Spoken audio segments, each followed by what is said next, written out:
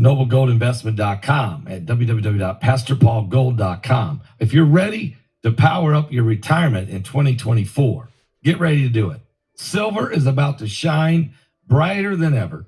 Every solar panel needs a silver paste to work its magic. Guess what? Solar power is exploding. It's doubling every 3 years and is set to light up the world by 2035. With silver demand through the roof, a silver IRA with Noble Gold makes perfect sense. No matter who wins the election or what the economy does, silver's future looks dazzling. Visit noblegoldinvestment.com or go to www.pastorpaulgold.com or pick up the phone and call at 877-646-5347 and invest in silver. Here's what set up a gold or a silver IRA or roll over that 401k. But here's what they're going to give you if you do. They're going to give you this brand new, and I don't have one in my hand because it's coming. Mine hasn't arrived physically. But here it is. It's going to be this brand new silver Donald J. Trump, 45th President of the United States, silver 1 ounce pure silver coin. They will give this to you. But wait, some people, it depends on what you do and set up. Some of you can get this for free. 10 ounces of the American flag, silver plate, silver flag, 10 ounces, pure silver. They'll give that to you for free. So you could get either one, depends on what type of product you get. So check it out. Go to www.pastorpaulgold.com and tell them Pastor Paul sent you.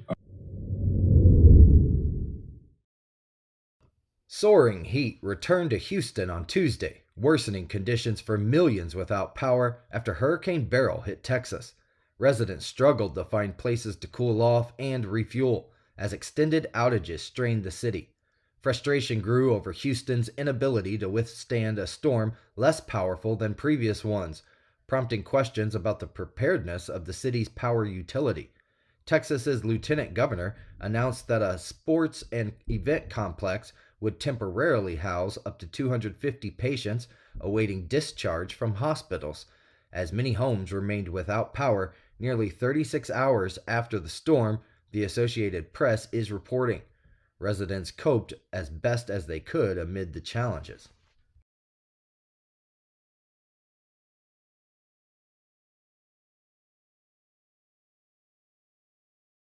The world is experiencing an alarming series of apocalyptic events, historic weather disasters, earthquakes, droughts, wildfires, impending economic collapse, the rise of AI. In Revelation 9/11, Pastor Paul Begley and Pulitzer-nominated journalist Troy Anderson investigate if these are the true signs of the end times. Is this the final meeting of current events and prophecy referred to in the Bible? Revelation 9/11. Order it on Amazon, Barnes & Noble, and Target.com.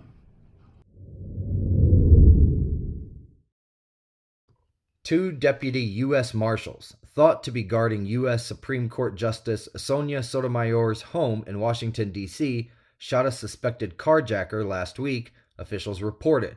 The incident occurred around 1:15 a.m. on July 5th when 18-year-old Kentrell Flowers allegedly approached one of the deputies' cars and pointed a gun at the officer.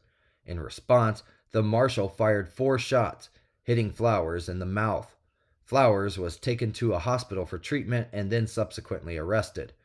Abigail Mayer, a spokesperson for the U.S. Marshal Service, stated that the deputies involved were part of the unit protecting the residences of the U.S. Supreme Court justices and that the U.S. Marshals typically do not discuss specifics of protective details. Authorities have not suggested that Flowers was intentionally targeting Sotomayor or the security detail, the Daily Beast has reported.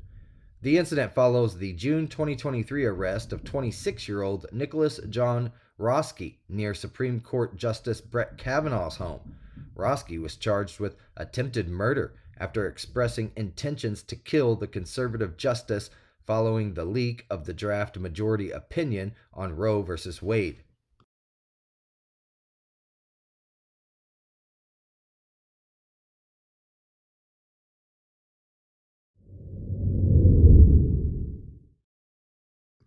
Israeli forces advanced deeper into Gaza City, chasing militants who had regrouped there, causing thousands of Palestinians to flee from an area heavily damaged in the early stages of the 9-month war. Hamas warned that these recent raids and displacements could jeopardize ongoing ceasefire and hostage release negotiations, which had seen progress in recent days. Israeli troops were once again battling militants in northern Gaza, in areas previously declared clear by the army. The military ordered evacuations before the raids, but Palestinians reported feeling unsafe everywhere. Most of Gaza's 2.3 million population has been repeatedly displaced, with hundreds of thousands living in overcrowded tent camps. Israel had ordered northern Gaza's evacuation early in the war, barring most from returning, though hundreds of thousands remain in makeshift shelters or damaged homes, the Associated Press has reported.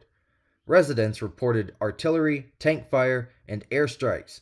Gaza's health ministry, with limited access to the north, did not immediately report any casualties. Israel issued further evacuation orders for central Gaza City neighborhoods, citing intelligence on Hamas and Islamic Jihad militants in the area, urging residents to move south. Israel accuses militants of using civilian areas as cover. In a neighborhood in Gaza City with prolonged fighting, Israeli troops reportedly destroyed schools and a clinic converted into militant bases.